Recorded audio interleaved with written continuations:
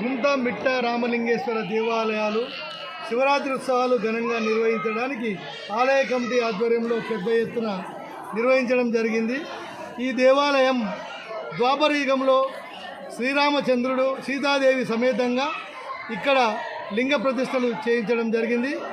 గుంటరామలింగేశ్వరిని రాముల వారి చేతుల మీదుగా, మిట్టరామలింగేశ్వరిని సీతాదేవి చేతుల మీదుగా జరిగినట్టు ఇక్కడ చరిత్ర. ఈ దేవాలయము చాలా పురాతనమైన దేవాలయం. గత కొద్ది రోజుల కిందట ఈ దేవాలయం శిథిలావస్థలో ఉండడంతో భక్తుల డోనర్స్ యొక్క సహకారంతో ఈ దేవాలయం పెద్ద ఎత్తున నిర్మించడం జరిగింది. దాదాపు 2 కోట్ల రూపాయల పైననే భక్తుల యొక్క ప్రేమతో, అభిమానంతో మన పురాతన దేవాలయము శిథిలావస్థకు చేరింది, మన వంతు సహకారం చేయాలనే ఒక ఆశతో ఈ దేవాలయాన్ని నిర్మించడం జరిగింది. ఇప్పుడు పెద్ద ఎత్తున భక్తులు దర్శించుకుంటున్నారు. ఈ దేవాలయంలో వినాయకుని యొక్క దేవాలయం మరియు భ్రమరాంబికాదేవి దేవాలయం, సత్యనారాయణ స్వామి దేవాలయం మరియు అదేవిధంగా కుమారస్వామి దేవాలయంతో పాటు 5 అడుగుల నందిని ఏర్పాటు చేయడం జరిగింది. గత కొద్ది రోజుల కిందటే ధ్వజస్తంభం ప్రతిష్ట కార్యక్రమం నిర్వహించడం జరిగింది.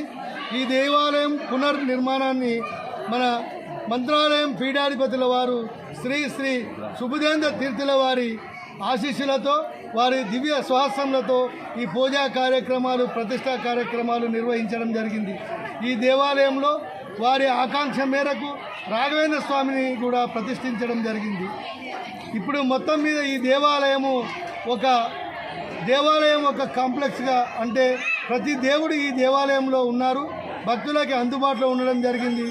ఈ దేవాలయము గత 3 తరాలుగా తోటపల్లి వారి కుటుంబ సభ్యులైనటువంటి సత్యనారాయణ గారు మరియు అనంతరము వారి కుటుంబ సభ్యులు, ఇప్పుడు 3వ తరము తోటపల్లి రఘుశర్మ గారు ఈ పూజా కార్యక్రమాలు నిర్వహిస్తున్నారు. పెద్ద ఎత్తున భక్తులు విరాళాలతో పాటు దేవుణ్ణి ఆదరిస్తున్నారు.